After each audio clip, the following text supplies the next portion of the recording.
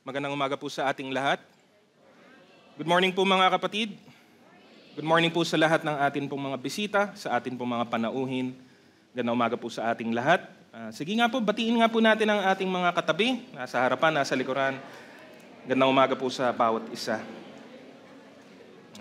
At wini-welcome ko po tayong lahat sa The Lord's Temple Ministries po. Bago po tayo magpatuloy sa pakikinig ng salita ng Diyos, ay inaanyahan ko po munang ang bawat isa po ay samahan ako muli sa panalangin. Aming dakilang Diyos, maraming salamat sa inyong biyaya sa aming lahat. Nawa ang aming mga awitan, ang aming mga papuri at pagsamba kanina ay naging mabangong samyo sa inyong harapan. Naway ito ay naging katanggap-tanggap at nawa ang mga pusong naghandog nito, Panginoon, ay taos at napupuno ng inyong pag-ibig at pagmamahal. Nawa lahat ng ito ay maging kaluguran sa inyo at ngayon naman sa bahaging ito, kami naman, Panginoon, ang inyong pagpalain sa pamamagitan ng kapahayagan ng inyong salita. Gamitin niyo po ako bilang inyong tagapagsalita, O Diyos, at itago niyo po ako sa inyong likuran. Kayo lamang, Panginoong Diyos, ang siyang maitaas at mapapurihan sa mga mangyayari pa sa loob ng gawaing ito. Tunay na kayo lamang ang siyang matanyag at siyang madakila sa aming kalagitnaan. At nawa, matapos naming mapakinggan ang inyong mensahe, kami naman ay mapalakas at mapasigla at higit sa lahat ay maging masunurin sa inyong mga utos. Lahat ng ito, Panginoong Diyos, ay sa inyo namin pinagpapasalamat at pinagkakatiwala. Ito ang aming dalangin sa pangalan ng aming Panginoong Jesus. Amen. Purihin po natin ang Panginoon minsan pa.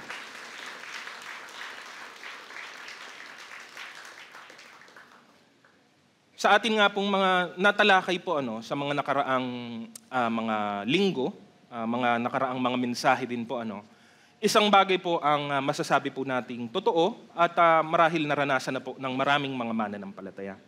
Ang isang angkop na salita para po sa mga Kristiyano ay ang salitang process or proseso. Ang buhay natin ay isang mahabang proseso. At kaakibat po nito ang lahat ng ibig sabihin ng salita pong ito. Ito ay isang lakbayin po na inaabot ng buong buhay po natin. At kasama dito ang lahat ng mga sumasampalataya kay Hesukristo at sa kanyang ebanghelyo.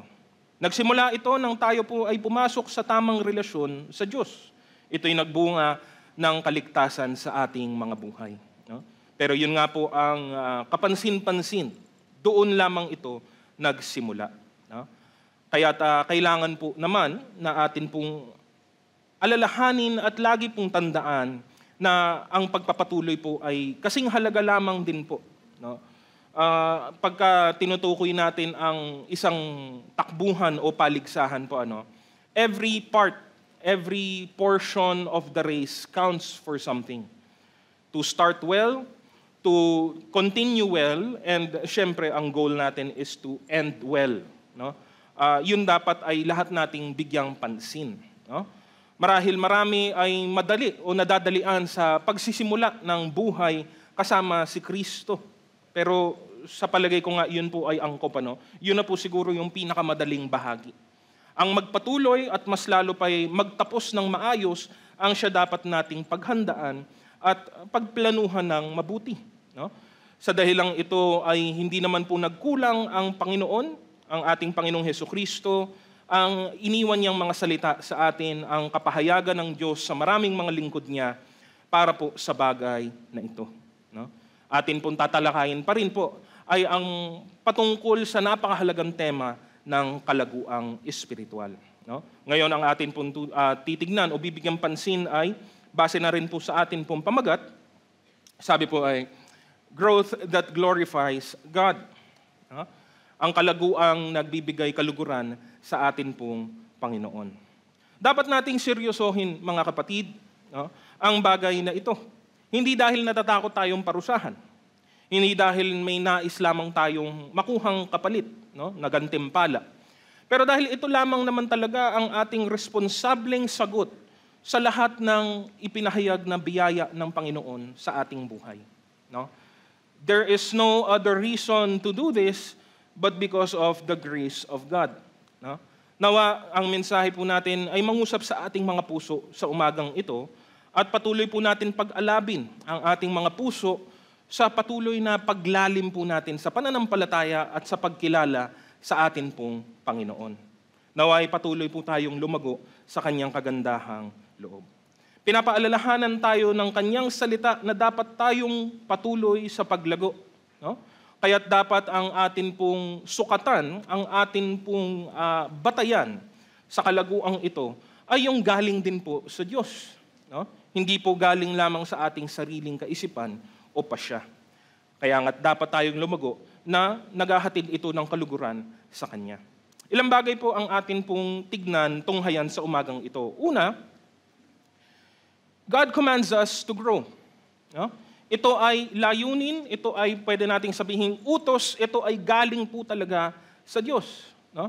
The Word of God has much to say about the newness of life that is found in Jesus Christ. Marami pong mga talata sa Biblia, lalo na sa Bagong Tipan, ang tumutukoy ukol sa bagong buhay natin kasama si Kristo. Pero lalo pang binigyang pansin sa maraming mga talata, ang atin pong patuloy na paglago at paglalim sa pananampalataya. Sabi po sa Kolosas, Kabanata 1, 9-10. Sabi, kaya't mula nang marinig namin ito, patuloy naming idinadalangin sa Diyos na sana'y ipaunawa niya sa inyo ng lubusan ang kanyang kalooban sa pamamagitan ng karunungan at pangunawang kaloob ng Espiritu. Sa gayon, makakapamuhay na kayo ng karapat-dapat at kalugod-lugod sa Panginoon, sasagana sa lahat ng uri ng mabubuting gawa at lalawak ang inyong pagkakilala sa Diyos. Remember that yung mga salitang ito ng sabihin po sa pamamagitan ni Apostol Pablo is not intended for few people. Hindi ito binigay para lamang po sa ilang espesyal na tao. Hindi ito binigay para lamang dun sa mga napaka-espiritual o napakatataas ng kanilang katungkulan.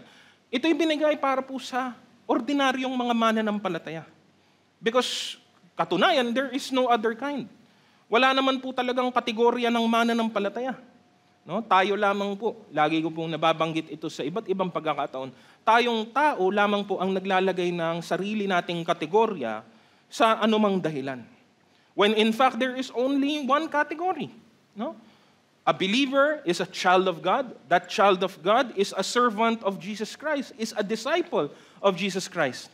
Iisa lang po ang tinutukoy na tao, hindi po marami. Iisang uri lamang, iisang kategorya lamang ang kinapapalooban nating lahat. Kaya't yung sinasabi po dito, no, upang tayo'y makapamuhay ng karapat-dapat at kalugod-lugod sa Panginoon, sumasagana sa lahat ng uri ng mabubuting gawa. That's for you. That's for me. That's for all of us, mga kapatid. No? Do not exempt yourself. Huwag mong i-atsipwera ang iyong sarili sa bagay na ito. It is for every Christian believer. No? Kaya't marami po ang mga liham, mga sinulat po sa Bagong Tipan, naka-address po ito originally sa mga individual na mga iglesia nung panahong isinulat sila para po sa exhortation ng paglago. No? Malaking bahagi ang binigay para po sa pag-unawa at pagkakilala sa Diyos, sa pananampalataya kay Kristo, pero the next is just as important for the continuing growth of the believers in Jesus Christ. No? So, it is God's command for all of us. No? Makikita natin ito sa pamamagitan ng ilang mga bagay pa po. Letter A, it is a natural outcome of our faith. No? Ang kalaguan po ay natural para po sa mananampalataya.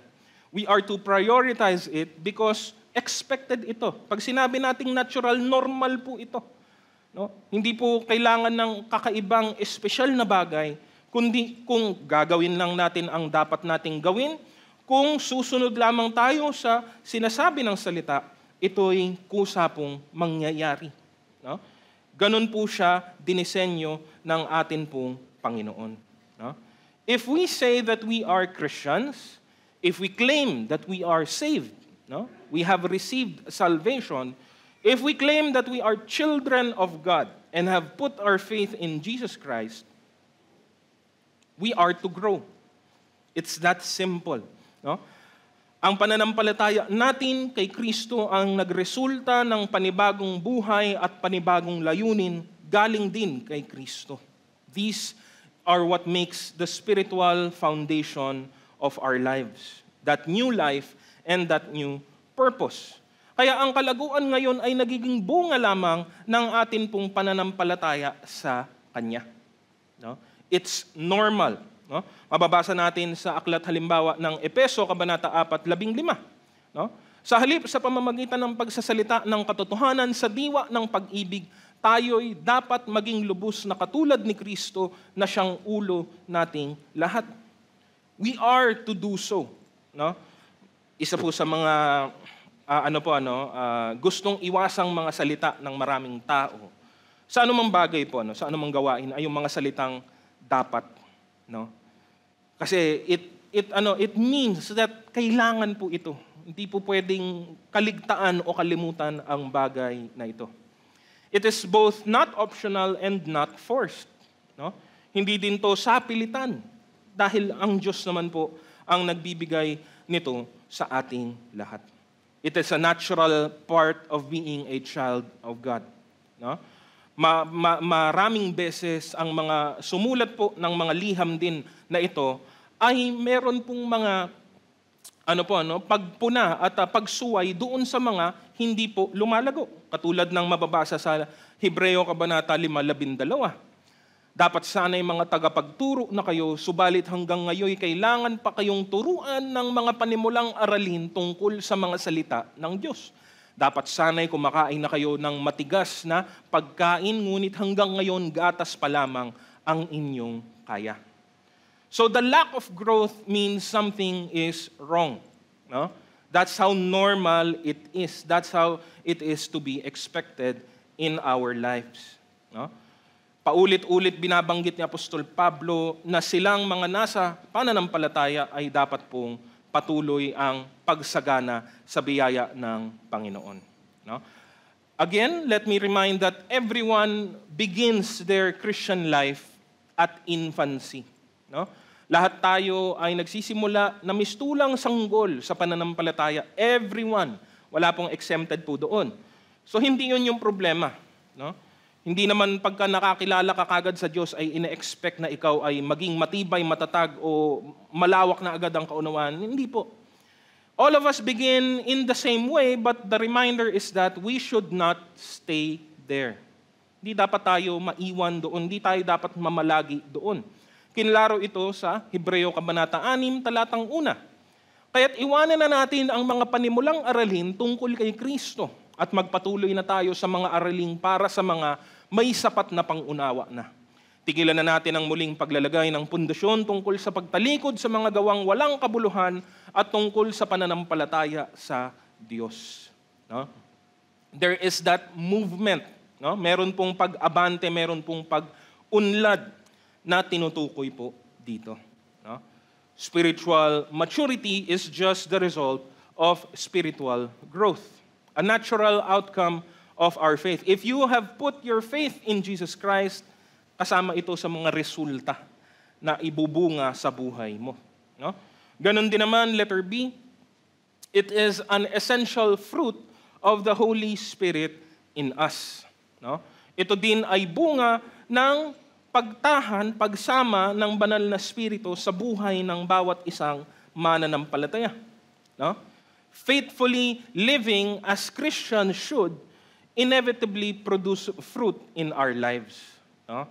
Kung ikaw ay mananampalataya at ikaw ay nagiging tapat sa iyong Panginoon, sa iyong pagsunod sa Kanya, magbubunga ito ng bunga. Bungang espiritual. No? Binanggit sa Biblia ang bungang espiritual na ito. No? Ang love, ang joy, ang peace, patience, kindness, goodness, faithfulness, and self-control. No? Pero hindi lang doon natatapos. Lahat ng ito ay tumutukoy sa mga katangian at mga kaugaliang naiiba para po sa mananampalataya. All of these words are very common to us. Very, very natural ito kahit po sa sanlibutan. No? Ito yung mga mabubuti at magaganda at mga kaakit-akit na mga katangian. No? Pero pinapahiwatig ng salita na sa pamamagitan ng banal na Espiritu, nagbubunga talaga ito sa buhay ng mga mananampalataya. Kasi ito ang gawain po ng banal na Espiritu sa atin, patuloy tayong hinuhubog, patuloy tayong pinagiging banal. Ang sabi nga po sa 2 Korinto, Kabanata 3:18, at ngayong naalis na ang talukbong, nagniningning sa ating mga mukha ang kalwalatian ng Panginoon. At ang kalwalatiang iyan na nagmumula sa Panginoon na siyang Espiritu, ang siyang magbabago sa atin mula sa isang antas ng kalwalatian hanggang tayo'y maging kalarawan niya. No? It is, again, a part of this process. No? Wala pong ano po dito, no? Wala pong opt-out dito. No? Maraming ganyan po sa sanlibutan. Ano? Ibig sabihin po ng opt-out is meron kang option na hindi na lang sumali, na hindi na lang po makibahagi. No? Gusto mo ba? Ayaw mo ba? Pwedeng humindi. Dito po wala pong ganun. No? Hindi po tayong pwedeng tumanggi. Ito po'y talagang bahagi na ng bunga din ng Espiritu sa buhay natin. Kaya dito makikita din po natin, hindi po tayo lumalago ng walang dahilan lamang. Hindi po tayo kailangan mag-mature para sa walang layunin po. No? Meron po. No? The reasons for this have been outlined in many different places in the Bible. Isa po sa mga pangunahing dahilan kung bakit kailangan nating lumago ay para maging matibay ang ating pong pananampalataya kay Kristo. Bakit kailangan maging matibay? Para hindi po tayo matinag, para hindi po tayo mapabagsak, para hindi po tayo malinlang ng mga maling aral, mga maling doktrina, mga maling katuruan na umiiral sa kapaligiran po natin. No? Mababasa nga po natin yung buong kabuuan po ng layuning ito, no? Sa Efeso pa rin po, Kabanata 4, 11 hanggang 14. Sabi niya, at binigyan niya ang ilan ng kaloob upang maging mga apostol, ang iba na may mga propeta, ang iba'y ebanghilista, at ang iba'y pastor at guro. Ginawa niya ito upang ihanda sa paglilingkod ang lahat ng mga banal para sa ikatitibay ng katawan ni Kristo, ang iglesia. Hanggang makamtan natin ang iisang pananampalataya at pagkakilala sa anak ng Diyos at maging ganap ang ating pagkatao ayon sa pagiging ganap ni Kristo. Nang sa gayon, hindi na tayo magiging tulad sa mga batang madaling matangay ng sari-saring aral. Hindi na tayo maililigaw ng mga taong ang hangad ay dalhin tayo sa kamalian sa pamamagitan ng kanilang katusuhan at panlilinlang. The world, as it is, still is a dangerous place, especially for those who are in the Spirit. No? Not because laging nanganganib ang buhay natin, but because the world is always exerting its influence upon us. Araw-araw, mayat-maya po yan. And again, hindi po natin yan lubusang maiiwasan. We can lessen its effects by discipline, by prayer, by meditating on God's Word, pero hindi natin yan maaalis totally. Araw-araw humaharap tayo sa mga tao sa sanlibutan.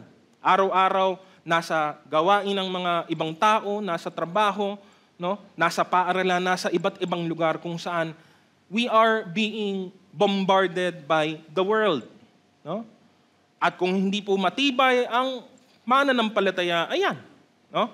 Madaling matanghay sila ng mga iba't ibang aral. No? Maraming mga tao sa paligid na ang hangad ay dalhin tayo sa kamalian. No? And it has happened before, it's still happening now. And it will continue to happen in the future hanggat nandito po tayo sa mundong ito. This then becomes a responsibility to the faith that has been entrusted to us. No? We can avoid and rebuke the evil around us, no? If we know, no? Paano mo lalabanan yung mali kung ikaw mismo hindi matibay ang iyong kinakatayuan. 'Di ba? Kaya yun po yung dapat nating tandaan. Dagdag pa po sa 2 Pedro, Kabanata 3, 15 hanggang 17. Isipin ninyong kaya nagtitimpi ang Panginoon ay upang bigyan kayo ng pagkakataong maligtas. Iyan ang isinulat sa inyo ng kapatid nating si Pablo, taglay ang karunungang kaloob sa kanya ng Diyos. Sa lahat ng sulat niya tungkol sa paksang ito, ganito ang lagi niyang paalala. Kaya lang ang ilang bahagi sa kanyang mga sulat ay mahirap unawain at binibigyan ng maling kahulugan ng mga mangmang at magugulo ang pag-iisip. Ganyan din ang kanilang ginagawa sa ibang mga kasulatan. Kaya nga't ipinapahamak nila ang kanilang sarili. Ngayong ito'y alam na ninyo, mga kapatid, dapat kayong mag-ingat upang huwag kayong mailigaw ng mga taong walang sinusunod na batas. Sa gayon, hindi kayo matitinag sa inyong mabuting kalagayan. There are enemies. No? Ito man ay sadya, ito man ay hindi sinasadya ng ibang tao. Nandyan po lagi ang mundo. No? There is its influence upon us. Kung hindi ka po lalago, wala ka pong laban. Wala ka pong laban. And many have fallen, many have failed because of this. No? Binasa po natin kanina, mga babala, galing po sa Hebreo, sa ang aklat ng Hebreo, marami pong binitawang salita ukol po dito. No? Delikado po. No? It's not just wrong, it's very dangerous for Christians who do not grow or who do not continue to grow. By growing, we become better equipped how to live our lives as holy people. No? Dahil nga tayo ay pinagiging banal ng Diyos. Ang kabanalan, no, sa pinakamadaling salita, ay ang paghihiwalay ng mga ordinaryong bagay sa mga pang-espiritual na mga bagay. That's holiness. No? Hindi po ito isang napakalalim o napakalawak na usapin. Ang kabanalan sa pinakamadaling salita ay ang paghihiwalay. Separation po ito. No? Pag sinabing banal ang isang bagay, ito'y itinakda para sa Panginoon. Yun lang po ang ibig niya sabihin. Ngayon sabi natin, o sinasabi ng salita ng Diyos na tayo ay pinagiging banal. So hinihiwalay tayo ang mga buhay at mga lakad ng buhay natin para po sa layunin para sa Panginoon. No? Hindi po ibig sabihin nito ay ibang bagay, kundi napakasimple lamang po. No? When we grow, we understand what the will of God is in our lives, and growth enables us to obey it. No? And sa dulo po nito, nakikita naman natin at nararanasan natin ang mga gantimpala na bunga din ng atin pong pagsunod sa kalooban ng atin pong Panginoon. No? Lagi nating nababanggit at marahil sa marami sa atin ay narinig na ito ng maraming beses. Kung gayon, ang pagiging Kristiyano ay hindi lamang po pagpapalit ng pangalan, ng titulo, o ng katagang relihiyon. It is more than this. No? Ang pagiging Kristiyano ay panibagong buhay kasama ni Kristo, panibagong buhay na nagbubunga sa lahat ng atin pong ginagawa. No? Malayong-malayo ang kalagayan po natin noon, bago tayo nakakilala sa Diyos, sa kalagayan ngayon na tayo ay nakakaranas ng biyaya po niya. No? Pero dapat nga ito ay magpatuloy pa. No? At nabasa natin ng maraming beses na po, no? Letter C, the ultimate goal is becoming like Jesus Christ. Ito ang pinipresentang layunin palagi ng kalaguan sa Biblia.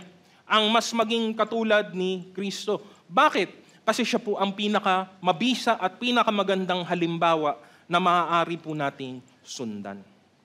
Again, we talk about role models. Sa maraming bahagi ng buhay po natin, we set up for ourselves our role models in many, many different aspects of life. No? Pagdating sa ethics, pagdating sa work motivation, meron tayong mga hinahangaan at mga tinutularang tao. No? Siguro para sa marami, lalo na sa mga lalaki, di ba? Mas kilala sa ating mga lalaki ang mga iniidolo, no? O mga hinahangaan na lang, no? Paghanga na lang ang gamitin nating salita, no? Mga hinahangaan nating atleta, no? Lalo na siguro sa basketball, no? We want to be like them. We desire to copy them, to mimic them, and to be like someone that we esteem higher than ourselves. Ngayon, ganun din naman ang atin pong nakagawian pag tayo ay naging mananampalataya na. In the same way, we look up to other people of the faith. At wala pong masama po doon. No? Tinitignan natin ang ibang mga tao, ibang mga kapatiran, ibang mga mananampalataya, at nakikita natin kung paano sila ay nagiging mabunga sa kanilang buhay, kung paano sila ay nagiging kagamit-gamit sa paglilingkod ng Diyos. Pero wag nating kaliligtaan, binigay na po ng Biblia, binigay na po sa atin ng Panginoon ang pinakamagandang halimbawa na maaari nating tularan. At wala nang iba yan kundi ang ating Panginoong Jesus. No? Siya ang ating Panginoon, ang ating tagapagligtas, ang ating guro, ang ating tagapanguna, no? At ang pinakamagandang halimbawa sa ating buhay. May paalala na binibigay si Apostol Juan, sabi po ito sa unang Juan Kabanata 2, 4-6. Ang nagsasabing nakikilala ko siya, ngunit hindi naman sumusunod sa kanyang mga utos ay sinungaling at wala sa kanya ang katotohanan. Ngunit ang tumutupad sa salita ng Diyos ay umiibig ng wagas sa Diyos. Sa ganito, nalalaman natin na tayo'y talagang nasa Kanya. Sino mang nagsasabing nananatili siya sa Diyos ay dapat mamuhay tulad ng pamumuhay ni Hesukristo. No? Not just in the literal physical sense. No? Kasi minsan tayo, kahit sa hindi sinasadyang paraan, ay pinipiloso po natin yung sarili natin. No? Ay mamuhay katulad ni Kristo. Ano bang naging buhay ni Kristo? Ay nagpagaling, naglakbay, nagturo sa iba't ibang lugar. Hindi ko naman kaya yun eh. Hindi naman yun ang buhay para sa akin. No. I mean, ito'y halimbawa ng paglilingkod ng Panginoon sa Ama. Pero it's more than that. It's what He displayed, the character and the attitudes that He manifested in His life. Pangunahin, higit sa lahat ay ang kanyang pagpapakumbaba, ang kanyang kababaang loob, humility. The humility that Jesus Christ displayed, ang siyang laging nagpapaalala at sa maraming beses nagpapahiya sa atin. Si Jesus na Diyos, nagkatawang tao, ibinaba niya yung kanyang sarili, tayo, tao na nga lang, hindi pa natin minsan maibaba ang ating sarili. Kaya siya yung halimbawa doon. Siya ang halimbawa natin sa kabutihan, sa kagandahang loob. Siya ang halimbawa natin sa pagiging, hindi ko po kabisado yung Tagalog na word, yung pagiging gentle. No? Ang ginagamit po natin madalas sa Tagalog ay maamo, pero hindi po sapat yung salita na yun. No? Pagiging gentle, hindi mahina physically, hindi po mahina si Jesus. Pero makikita natin na never niyang ginamit ang kanyang lakas, never niyang ginamit ang kanyang kakayahan para mang-api, no? O manlait ng kapwa. Makita natin ang halimbawa niya ng habag, ng kanyang awa sa ibang tao. Makita natin na hindi siya nagtangi, hindi siya namimili ng pinupuntahan o ng sinasamahan. Katunayan, ang lahat ng pinuntahan niya ay ang mga taong ayaw ng ibang mga tao.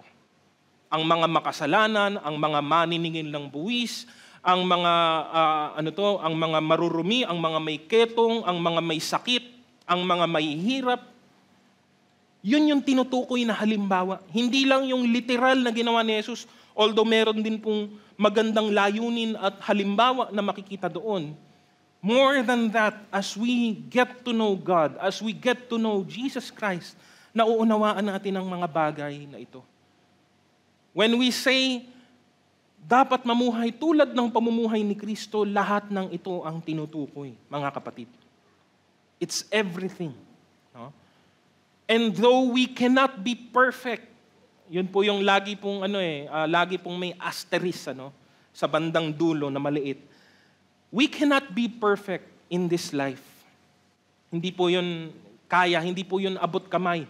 Pero nandoon po kasi yung atin pong pagpupursige na lagi nating habulin, lagi nating asamin ang maging katulad ni Kristo sa lahat ng bagay. Sa lahat ng ginawa ni Kristo, naging masunurin siya sa Ama. Sa lahat ng ginawa ni Kristo ay naging matibay siya sa salita ng Diyos. Sa lahat ng ginawa ni Kristo ay hindi siya nagkasala. Siya ang pinakamagandang halimbawa ng pananampalataya, ng kababaang loob, ng pag-ibig. Ano pang kailangan natin? No? Di ba? Kaya't yun yung paalala dito ni Apostol Juan. No? Ang lagi nating dapat itanong, no? Hindi lang, ay, sumasampalataya na ba ako? Mahalagang tanong po yun. Yun yung unang pinakamahalagang tanong. Pero pagtapos mong sagutin ang tanong na yun at kung sagot mo ay oo, kung ang sagot mo ay hindi, anong hinihintay mo? Anong problema natin? Ano ang issue kung bakit hindi ka pa sumasampalataya sa Kanya? Yun ang kailangan mong i-address na problema. Pero kung ikaw ang sagot mo doon, sumasampalataya ba ako kay Kristo? Ang sagot mo doon ay oo. Dapat makita ito sa buhay po natin. No? Again, growth then becomes advantageous para sa atin. Kasi again, wala naman pong sumampalataya ngayon ay malakas, matibay, at matatag na agad-agad. No? Sa pamamagitan ng kalaguan, ay naaabot at nararating natin ang gusto nating paroonan, ang maging katulad ng atin pong Panginoon. No? Are we living our lives the same way that Christ has done? Do we show the same love, the same compassion? No? Ay, ang nakalimutan ko pong banggitin, yung napakatinding pagtsatsaga at pagtitiis ng Panginoon. Nakalimutan ko pong banggitin kanina. No, kung tayo, alam mo, minsan, konting kibot lang, init na po agad ng ulo eh. No?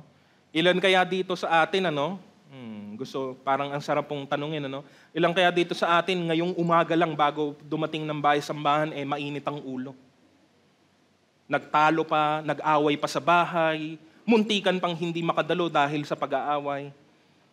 Ang Panginoon ang halimbawa natin sa kabila ng napakaraming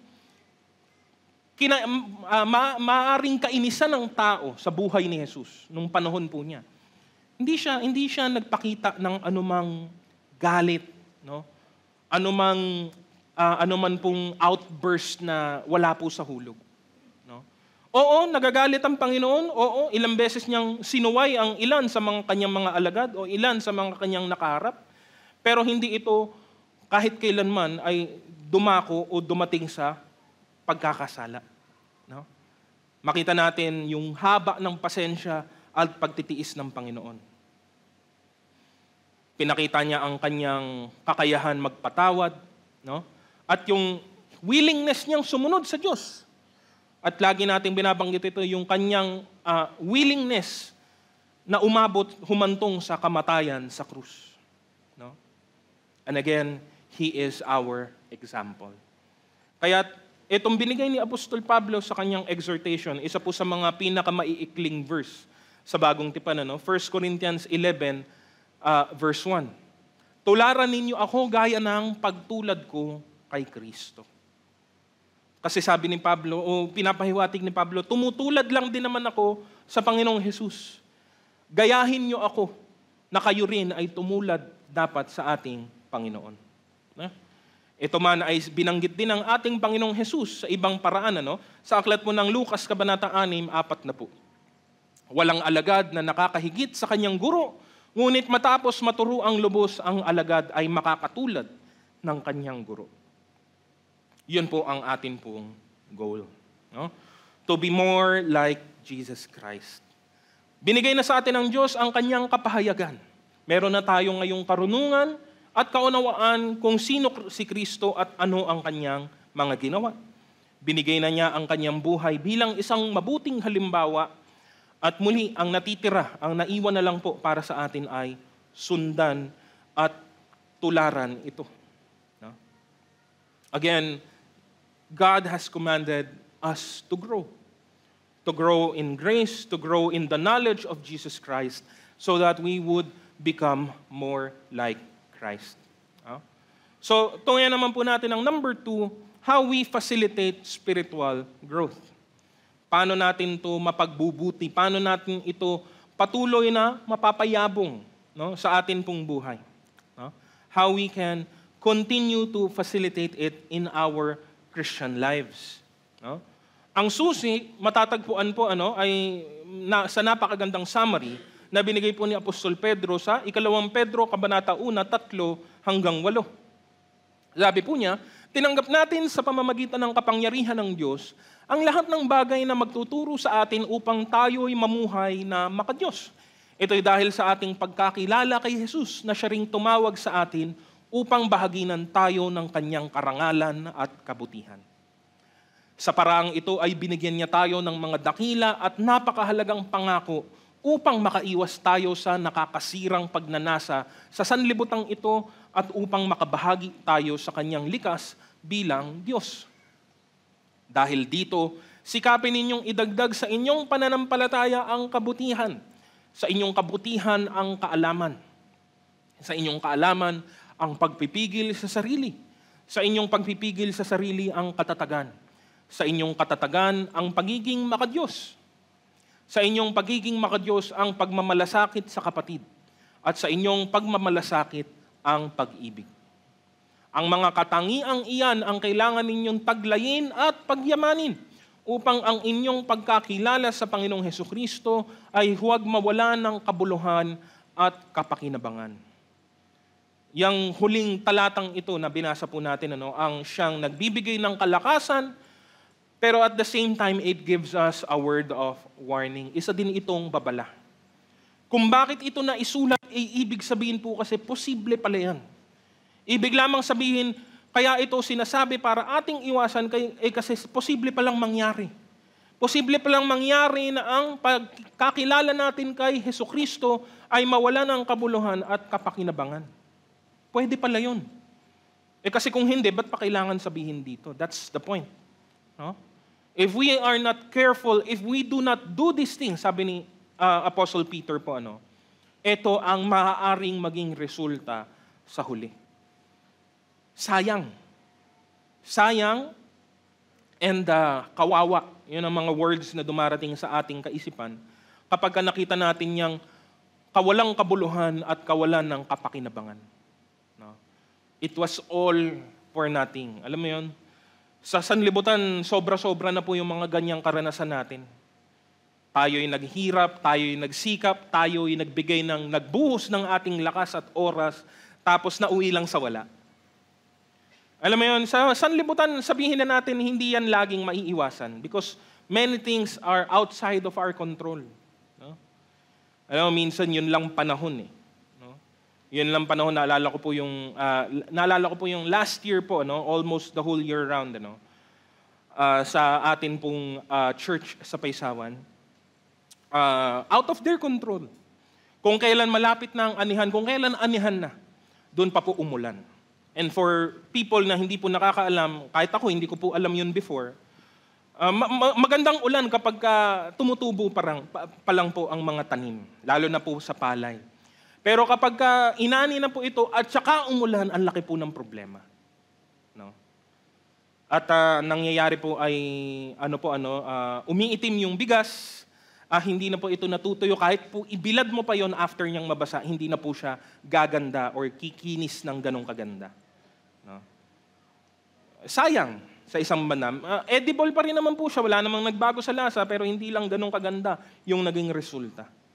Those things, many things in our life are outside of our control. Lalo na sa sanlibutang ito. But this spiritual growth, our faith, our maturity, yan po ay nasa kamay natin. Responsable po tayo dyan. Tayo po ang hahanapan ng Diyos. Tayo po ang pananagutin ng Diyos. Tayo po ang sisingilin ng Diyos. At higit sa lahat, pinakamatindi, tayo rin po ang aani ng lahat ng bunga nito. Kaya dapat tayong maging maingat. Eto, sinabi na nga ni Apostol Pedro, binigay na sa atin ang lahat ng ating pangangailangan. No? Wala na tayong hahanapin pa. So anong mga bagay para po atin pong mapagyaman ang atin pong paglago kay Kristo? Letter A, it should be intentional. No? We don't like to talk about the negative, but we can always observe at hindi naman po tayo mga bulag. Why is it, ang tanong, bakit kaya may ilang mga mananampalataya, and I'm generalizing po, sa kabuuan po ng iglesia ng atin pong Panginoon sa buong mundo. How is it possible that you can be in Christ, you can be a Christian, but you never grow spiritually? No? Paanong nangyari iyon? No? Either the growth has stopped, huminto, or the growth has slowed down to the point na halos hindi mo na mapansin na umuusad pa po ito. No? Bakit nangyayari ito? What phenomena is this?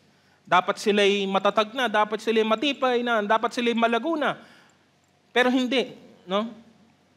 Well, that's because it takes effort on our part. It takes responsible living on the part of us Christians. Nabanggit po sa aklat ng Pilipos, Kabanata 2, 12 hanggang 13.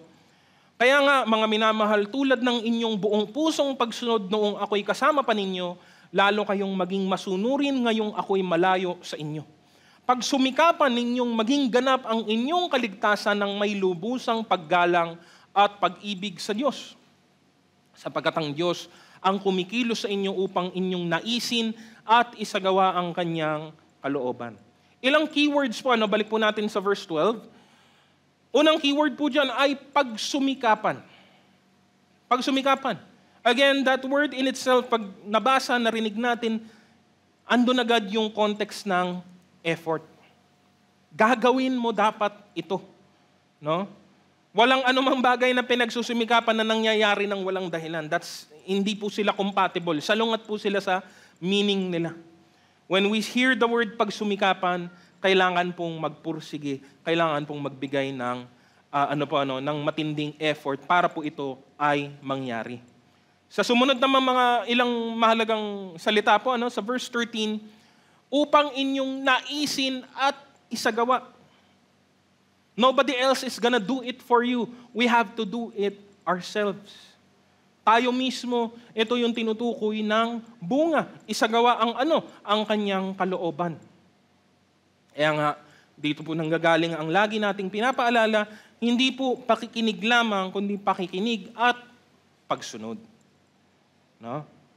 It should be intentional. Wala pong shortcut, wala pong magic formula para po sa usapan ng kalaguang espiritual.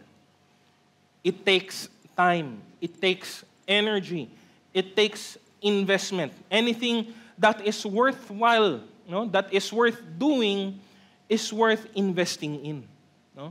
Kailangan nating ibigay o ibahagi ang mga parte ng atin pong buhay para po dito. No? Hindi po ito darating nang wala ka pong ginagawa. No? You have to continue on. No? At ang malungkot, dahil nga sa kalagayan ng panahon siguro natin sa kasalukuyan, people and other people in the world, other people in the church, naghahanap sila lagi ng shortcut, ng mabilisang pamamaraan. Kasi yun ang pinakamabenta po sa sanlibutan po ngayon. Kung paano pabibilisin pa ang mga bagay-bagay. No? Sometimes people look for an emotional experience. Kapag naranasan ko ang bagay na ito at nangyari nga ang bagay na ito, lahat ng problema ko ay malulutas at ako'y lalago. No? Ang iba naman ay sinasalig ang mga kalaguang ito sa mga, mga one-time event sa kanilang buhay. No? Pag ako ay naka-attend ng pag-aaral na ito, pag ako ay nakapunta sa seminar na ito, pag ako ay nakapanood sa pag-aaral na ito. No? All of these things help, pero wala pong instant kasi. No? Wala po talagang ganon. No? It is sabi ko, unang-una, it is a process. No? Process po siya. Ongoing, yun po yung idea na pinapahiwatig ng salitang process. Ongoing, nagpapatuloy po siya. You have to learn, you have to grow into maturity. Sabi po sa 1 Timoteo Kabanata 4, talatang 7, huwag mong pag-aksayahan ng panahon ang mga alamat na walang halaga sa halip pagsumikapan mong maging makadiyos. Again, nandun yung word, pagsumikapan. No? Pagsumikapan. No?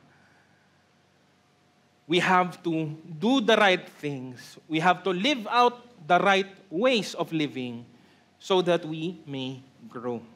No? Kailangan po natin itong isagawa. Hindi naman po ito napaka-komplikado, pero bahagi na nito ang kahirapan dahil nga iba ang ninanasa ng ating laman versus doon sa tinuturo sa atin ng Espiritu. No? Kaya malaking bahagi po dito ay letter B, the proper application of God's Word. No? Kaya again, not just the study, napakahalaga pong aralin natin ito. Marami pong naliligaw at nadadaya sa mga maling katuruan mismo galing sa salita ng Diyos. No? Bagamat, kaya mag-ingat po tayo. Hindi porket ginagamit niyang aral ay salita ng Diyos ay ibig sabihin automatically tama na ito. No? There's such a thing as interpretation. There's such a thing as the proper way of understanding the Scriptures. No? At lahat ng mga mananampalataya ay pinagkalooban ng kakayahang unawain ang kanyang salita at ang kalooban ng Diyos. No? Kaya't hindi sapat na ito'y unawain. Dapat mong unawain naman talaga ito. Unawain mong mabuti ng nararapat at ng matuwid. Ngunit pagkatapos ay dapat nating isagawa. Sabi po sa 2 Timoteo Kabanata 2:15, sikapin mong maging kalugod-lugod sa paningin ng Diyos, isang manggagawang walang dapat ikahiya at tapat na nagtuturo ng katotohanan. No? Scripture is not just profitable for salvation, but Scripture is also the agent by which we are brought growth and maturity. Sapat na ang salita para tayo ay mabahagi na ng lahat ng ating pangangailangan. Imagine that. Hindi na natin kailangan ng iba pang ekstrang bagay. Salita lang ng Diyos sapat na po para tayo po ay lumago sa kalooban ng atin pong Panginoon. No? But again, it only comes through the right application. No? And again, marami po sa mga mananampalataya sa buong mundo, hindi po sila nahihirapan o nalilito sa interpretasyon, kundi madalas ay nahihirapan sa aplikasyon. Kasi madali pong unawain ang maraming bahagi ng Biblia, lalo na may kinalaman sa buhay espiritual, ngunit nandun nga po ang paglalaban kasi sa atin pong laman. No? Paalala po sa aklat ng awit, 119, 111, paano mapapanatili ng isang kabataan na maging malinis ang kanyang buhay? Mamuhay siya ayon sa inyong mga salita. Buong puso akong lumalapit sa inyo, kaya tulungan niyo akong huwag lumihis sa inyong mga utos. Ang salita niyo ay iniingatan ko sa aking puso upang hindi ako magkasala sa inyo. No? Kaya kaakibat po nito, hindi po tayo one track lamang po. Bilang mananampalataya, ito pong matututunan nating lahat. Hindi tayo lalago kung isang bagay lang ang ginagawa natin. The Christian life is being balanced out by all of the things that God has given for us. Kaya't kaakibat ng pagsasagawa ng kanyang salita, letter C, our lives must be yielded, must be surrendered. Kailangan nakasuko talaga ang ating buhay sa banal na Espiritu. May magtatanong, hindi po ba, Pastor, nung araw ng aking kaligtasan, nagsuko na ako ng buhay sa Diyos eh. So hindi ba tapos na yun? Hindi ba okay na yun? Hindi ba yun yung tinutukoy nito? Yun po ay may kinalaman sa atin pong katayuan at kalagayan bilang tao. Bago ang kaligtasan, ang katayuan natin ay kaaway ng Diyos. Kalaban niya, kontra sa Diyos at sa kanyang kalooban at sa kanyang salita dahil sa ating pagiging makasalanan. Nang tayo ay unang magsuko ng buhay kay Kristo, tayo ay sumampalataya sa Kanya, nagsisi, nagbago ng isip at humingi ng kapatawaran, tayo ngayon ay binago na ang kalagayan. Tayo ngayon ay hindi nakaaway, hindi lang basta-basta kaibigan, kundi anak ng Diyos. Diba? Isang pribilehyo at biyaya. Dati tayong malayo sa Diyos, ngayon ay malapit na sa Kanya. No? Ngunit ang tinutukoy dito sa letter C po, ay hindi po yung initial na salvation, kung hindi yung pang-araw-araw. Ang patuloy na pagsuko at pagsunod natin sa Espiritong naghahari na po sa atin sa kasalukuyan. No? Oo, nagsuko na tayo ng buhay nung tayo ay sumampalataya, pero yun ay dapat po may kaakibat na patuloy na pagsuko sa ating mga pamumuhay bawat araw. No? Kaya nga po, hindi po pwede at hindi po maaari na matapos mong maligtas ay, hindi, okay na ako, ligtas na ako, alis na ako. Hindi po yun. Sasabihin din po ng salita ng Diyos sa atin na hindi po yun totoo. No? That initial surrender is made stronger by our constant surrender daily. Araw-araw po ito. Maya't maya po ito ginagawa kasi nandito pa rin po tayo sa mundo at nandito pa rin po tayo sa katawang lupa natin. Kaya nga, yun po ang pahiwatig sa Galatia Kabanata 5, 16 hanggang 24. Sinasabi ko sa inyo, ang Espiritu ang gawin ninyong patnubay sa inyong buhay at hindi kayo magiging alipin ng hilig ng laman. Sapagkat ang mga nasa ng laman ay laban sa kalooban ng Espiritu at ang kalooban ng Espiritu ay laban sa mga nasa ng laman. Laging naglalaban ang dalawang ito kaya't hindi ninyo magawa ang nais ninyong gawin. Kung pinapatnubayan kayo ng Espiritu, wala na kayo sa ilalim ng kautusan.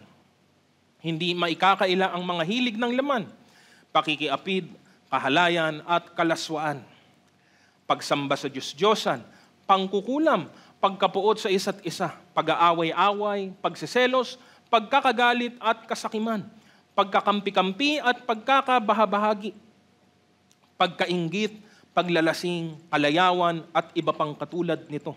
Muli ko kayong binabalaan, ang gumagawa ng mga ito ay hindi magkakaroon ng bahagi sa kaharian ng Diyos.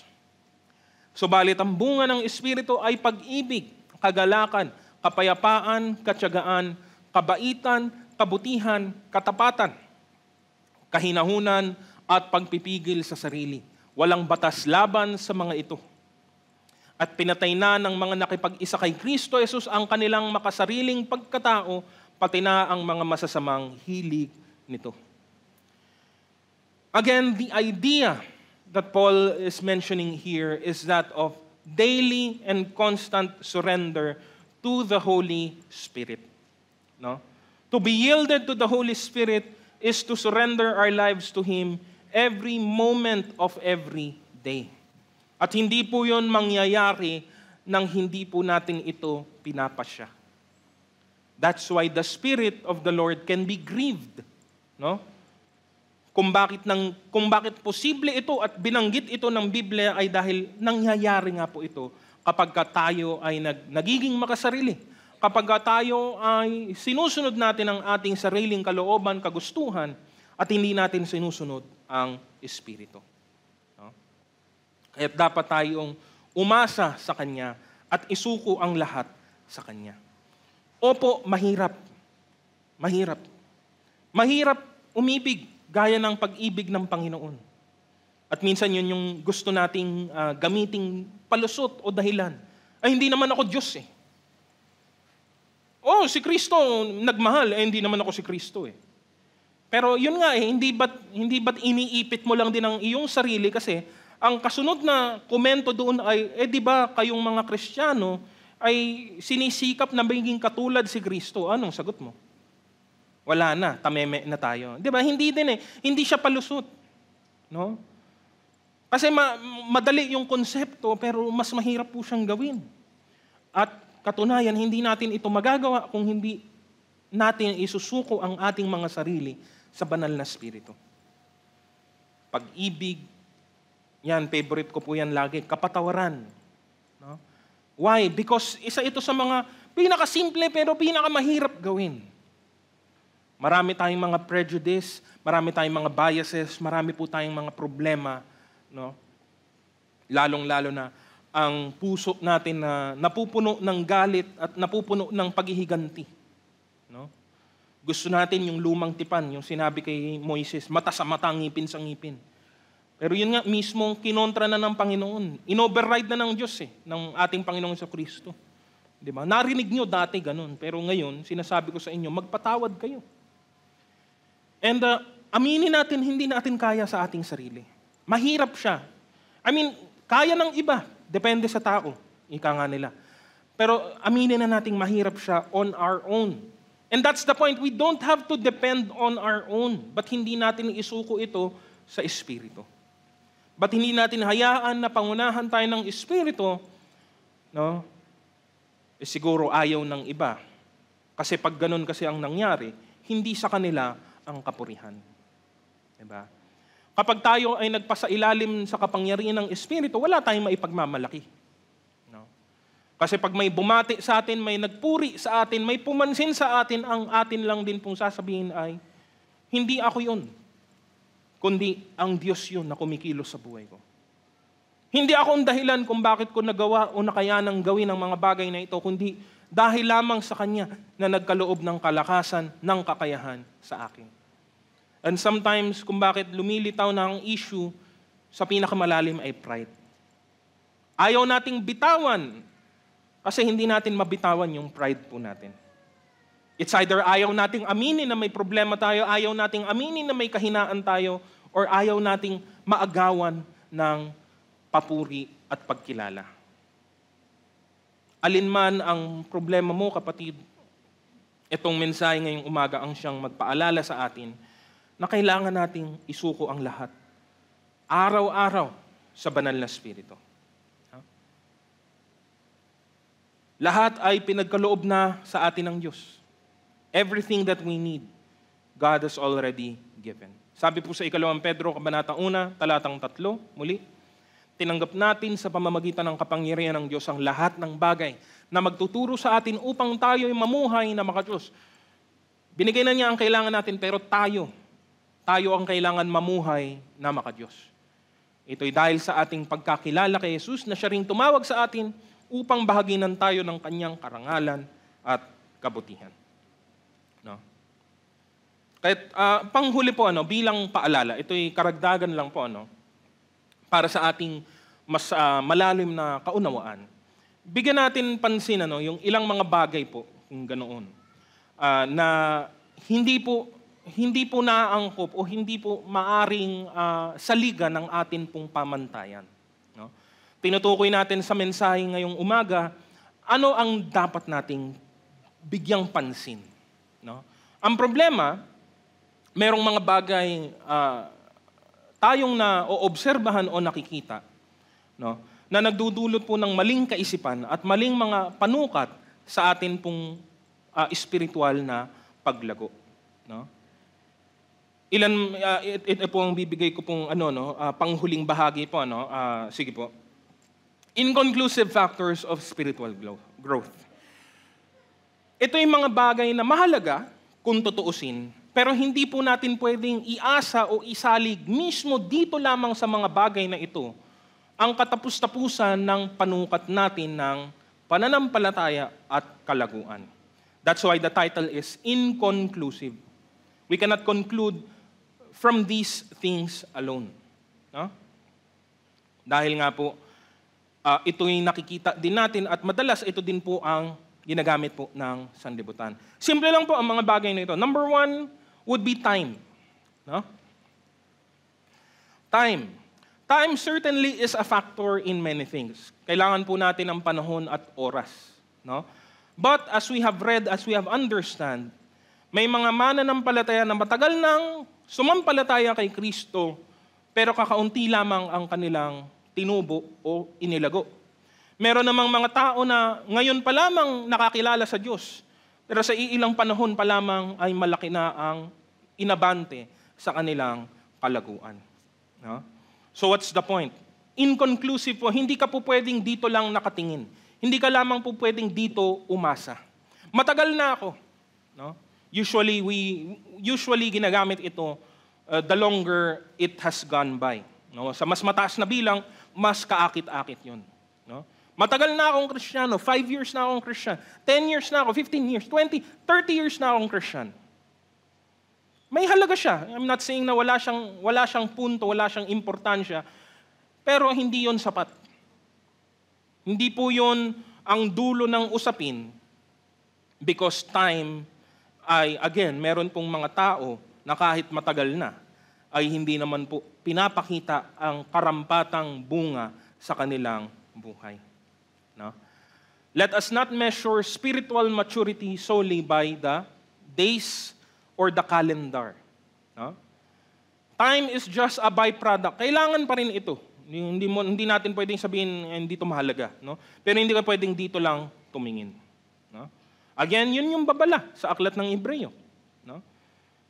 Hebrews chapter 5, 11-14. Marami pa kaming masasabi tungkol sa bagay na ito, ngunit mahirap ipaliwanag sa inyo sapagkat napakabagal ninyong umunawa. Dapat sana yung mga tagapagturo na kayo, subalit hanggang ngayon kailangan pa kayong turuan ng mga panimulang aralin tungkol sa mga salita ng Diyos.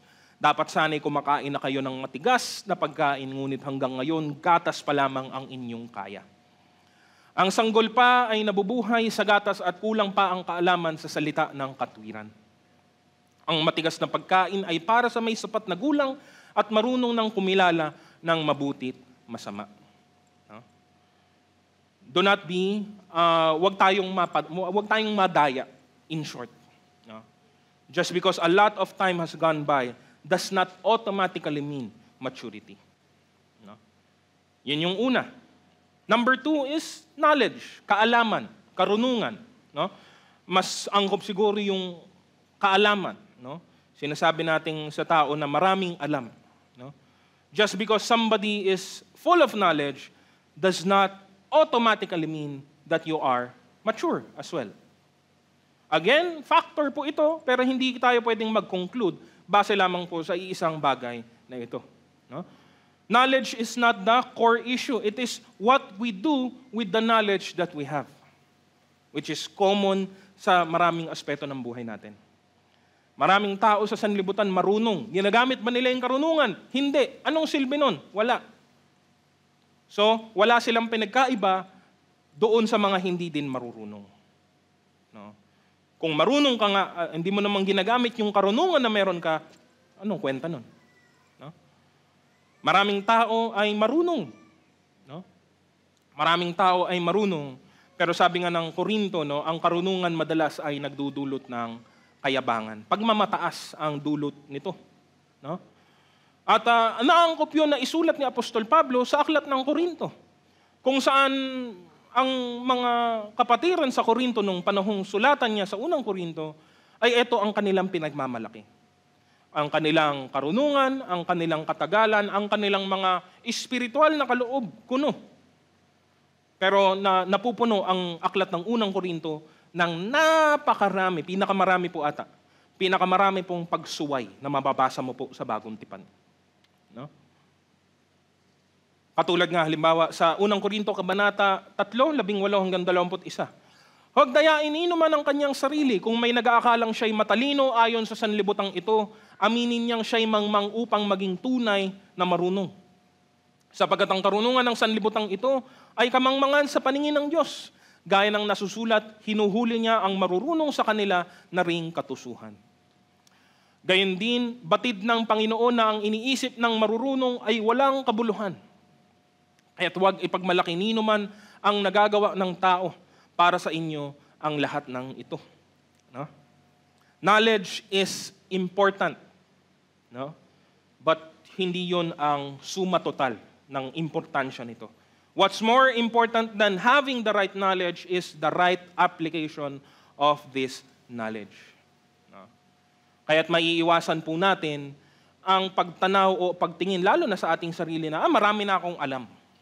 No? Marami na akong aral, marami na akong natutunan, marami na akong namemoryang Bible verse. Mahalaga po yan lahat. But that in itself does not mean maturity.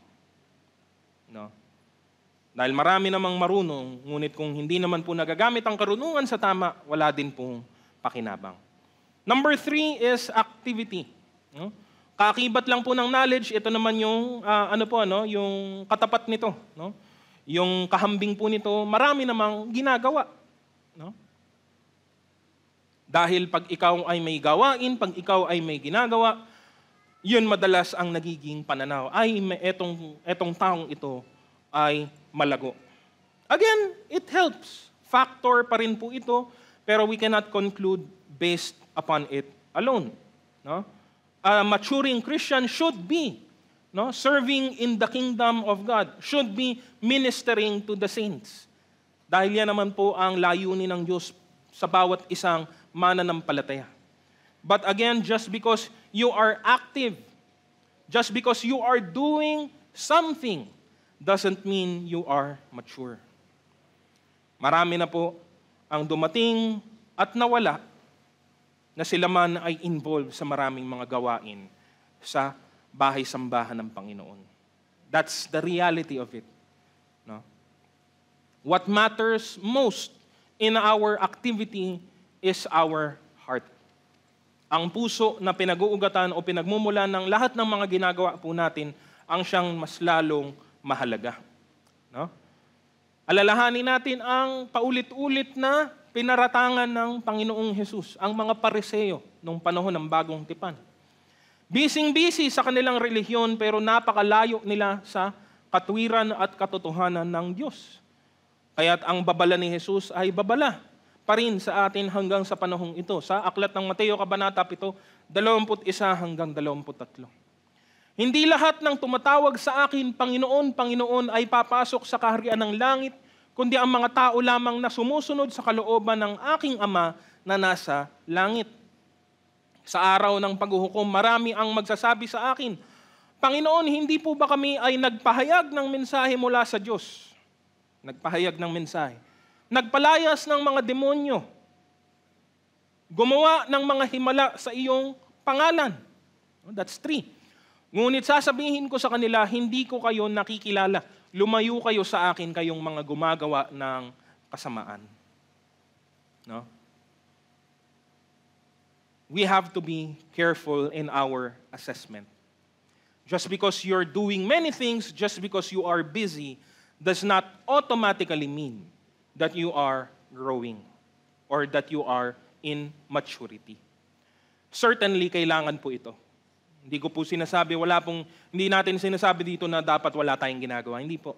Ang sinasabi lamang po natin, hindi natin ito pwedeng pagbasihan ng ito lamang. No? And lastly, ito mas kilala po ito, lalo na po sa sanlibutan, is prosperity. Kasaganaan, o sa mas kilalang salita siguro ng marami, kayamanan. No? Dahil lalo na sa Bagong Tipan, meron pong kaisipan ng mga Hudyo nung time ni Jesus Christ, patungkol po dito. That those who are physically blessed are those who are spiritually mature in their life. No? At doon nga nagtatago ang mga Pariseo nung panahon ni Jesus. Kaya, di ba, sa dami ng mga kamalian ng mga Pariseo, bakit gano'n na lamang sila katanyag sa kultura ng mga Hudyo? Diba? Kung totoo ang lahat ng sinasabi ni Jesus, bakit hindi sila, hindi umalsa ang mga tao, hindi sila nilabanan ng mga tao? Kasi nga hinahangaan sila. No? Tinitingala sila ng maraming mga Hudyo dahil sila ang mga spiritual kuno, sila ang mga mapapalad kuno, sila ang mga masasagana kuno. No? Ngunit, alam natin ang katotohanan na basyo. Maganda ang panlabas na anyo, ngunit wala naman pong wala pong laman ang loob. No? So it is the same even today. Sometimes we cannot avoid thinking na eto masagana yung taong ito. Siguro pinagpapala siya ng Diyos. Mga kapatid, kahit ang mga masasamang tao sa mundong ito, marami po sa kanila mayaman. Katunayan, mas marami pa pong mayaman sa mundo na masama ang kanilang pagkatao. So bakit mo gagamiting sukatan ito ngayong ikaw ay mananampalataya na? Katunayan, marami sa mga lingkod ng Diyos, lumang tipan man at bagong tipan, marami sa kanila ay mahirap lamang. Marami sa kanila ay namumuhay ng simple. No? Pinapasagana sa espiritual na mga bagay, ngunit nakaranas ng mga matitinding pagsubok sa pisikal na mundo. No? Kaya nga ito din ang binitawang salita ni Apostol Pedro sa kanyang sinabi, unang Pedro kabanata 4, 12 hanggang 16. Mga minamahal, huwag na kayong magtaka sa mabibigat na pagsubok na inyong dinaranas na parabang ito'y di pangkaraniwan. Sa halip magalak kayo sa inyong pakikibahagi sa mga paghihirap ni Kristo upang maging lubos ang inyong kagalakan kapag nahayag na ang kanyang kadakilaan. Mapalad kayo kung kayo'y kinukutya dahil kay Kristo, sapagkat sumasa inyo ang espiritu ng kalwalatian, ang espiritu ng Diyos. Huwag nawang mangyaring maparusahan ang sino man sa inyo dahil siya'y mamamatay tao, magnanakaw, salarin o pakialamero. Ngunit kung kayo'y magdusa dahil sa pagiging Kristiyano, huwag ninyong ikaya ito. Sa halip magpasalamat kayo sa Diyos sapagkat taglay ninyo ang pangalan ni Kristo. Ano po ang bottom line? Hindi po porket mayaman ay pinagpapala ng Diyos at hindi po porket mahirap ay pinaparusahan ng Diyos. To assess correctly, we have to look deeper than the surface. Kasi madali lang pong maghusga, alamin ang panlabas na anyo ng tao. Pero hindi tayo doon nakabase. No? These 4 things are important. Time, knowledge, activity, and prosperity. Mahalaga po ang mga bagay na ito, pero tandaan kung bakit nakakalito kasi sa sanlibutan, dito lang nakatingin ang tao. Bukod tanging ito lang ang pinapansin sa sanlibutan kung meron ka ng 4 na bagay na ito. No? Mahalaga man ang mga bagay na ito, hindi po ito ang bukod tanging sukatan natin ng atin pong kalaguan. No? Pangunahin po, hindi natin to gamitin. Para sukatin ang ibang tao, gamitin natin ito para magsanay at atin pong matukoy ang atin pong sariling kalaguang espiritual. Diba? So it's not because matagal ka na. It's not just because marami kang alam. It's not just because marami ka ng involvement or marami kang ginagawa. It's not just because na sumasagana ka sa kasalukuyan. We need to look deeper than these things. Mas malalim ang atin pong pananaw at pagtingin. Para saan po? Upang hindi tayo malinlang. Hindi tayo madaya, no? Mismo ng sanlibutan o ng ating mga sarili. These are what the world uses for its measures and we have to be careful. No? Kanina pa po natin ito tinutukoy. What glorifies God is our character, our attitudes, our motivations. These are of greater importance in our evaluation of our faith and our fruit. No? Again, what is important is our progress, the continuation of bearing fruit in our lives as we serve the Lord. Sabi po sa Efeso kabanata 4, 1 hanggang 3. Kaya't ako na isang bilanggo dahil sa Panginoon ay nakikiusap sa inyo na mamuhay kayo gaya ng nararapat sa mga tinawag ng Diyos. Kayo'y maging mapagpakumbaba, mahinahon at matyaga. Magmahalan kayo at magpasensya sa isa't isa. Sikapin ninyong mapanatili ang pagkakaisa sa nakaloob ng Espiritu sa pamamagitan ng kapayapaang nagbubuklod sa inyo. Para po sa ating pagtatapos, mga kapatid, ang kalaguang espiritual ay huwag nating tignan bilang isang matinding kabigatan ng buhay.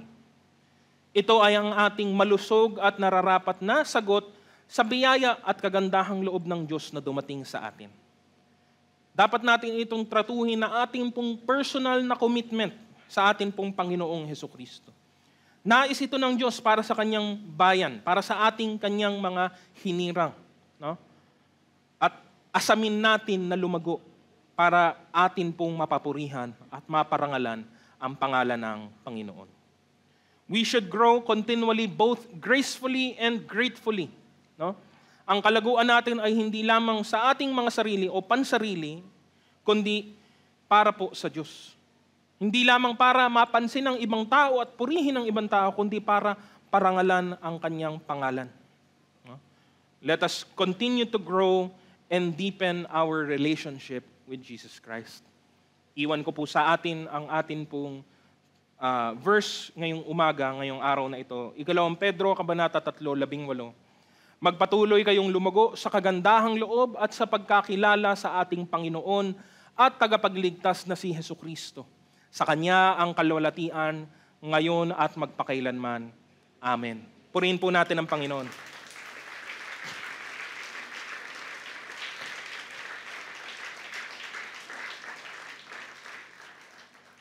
Inaanyahan ko na po ang bawat isa na tayo pong lahat ay tumayo para po sa ating pagtatapos. Tayo po ay manalangin. Minsan pa aming dakilang Diyos ay napupuno kami ng pasasalamat sa inyo. Nagpapasalamat kami dahil patuloy na binibigyan nyo kami ng paalala at pagkakataon, Panginoon, na makapamuhay ng nararapat at kaaya-aya sa inyong harapan. Salamat sa pagkakataong ito. Bagamat hindi kami talagang karapat-dapat dahil kami mga makasalanan, minarapat mo kami sa pamamagitan ng dugo ng aming Panginoong Hesukristo. Binigyan mo kami ng pagkakataon na makapamuhay ng kaaya-aya at kalugod-lugod sa inyong harapan. Kaya naman kung nauunawaan namin ang mga bagay na ito, huwag naming sayangin, huwag naming aksayahin ang pribilehiyong ibinibigay ninyo sa bawat isa sa amin. Nawa malugod kayo, Panginoon, sa aming pong mga pamumuhay. Nawa patuloy kaming lumago, Panginoon, patuloy naming palaguin, payabungin, Panginoon, ang bunga ng mga Espiritu sa aming buhay. Nawa, Panginoon, lahat ng aming gagawin ay maging mabangong samyo sa inyong harapan. Hindi lamang ang aming kilos, pati na rin ang aming kalooban, pati ang iniisip namin, pati na rin ang sinasabi po namin. Upang lahat ng ito, Panginoon, ay magpatibay at magpalakas sa bawat isa sa amin, upang kami makapaglingkod ng mabuti sa inyo. Patuloy, Panginoong Diyos, na bantayan niyo ang aming mga puso at isipan. Huwag kaming magpadala sa karunungan ng sanlibutang ito. Huwag kaming magpadaya, Panginoon, sa mga panlilinlang ng kaaway. Bagkos manatili kami sa inyong kalooban, anuman na ang mangyari. Sa inyo namin pinagkakatiwala, Panginoon, ang mga nalalabi pa naming oras sa maghapong ito. At kahit sa papasok na linggo, Panginoon, kayo ang siyang sumubaybay at sumama sa bawat isa sa amin. Maraming salamat, Panginoon, at kayo lamang ang karapat-dapat sa lahat ng aming mga papuri, pagsamba at pasasalamat. Tanggapin po natin ang bendisyon. Ang Diyos na nagbibigay sa atin ng pag-asa, ang magkaloob nawa sa inyo ng kagalakan at kapayapaan sa pananalig, upang sumagana kayo sa pag-asa sa pamamagitan ng kapangyarihan ng Espiritu Santo. Sumainyo nawa ang Diyos na pinagmumulan ng ating kapayapaan. At ang lahat ng pinagpala sa umagang ito ay magsabi ng Amen. Purihin po natin ang Panginoon at magbatean po tayo sa bawat isa.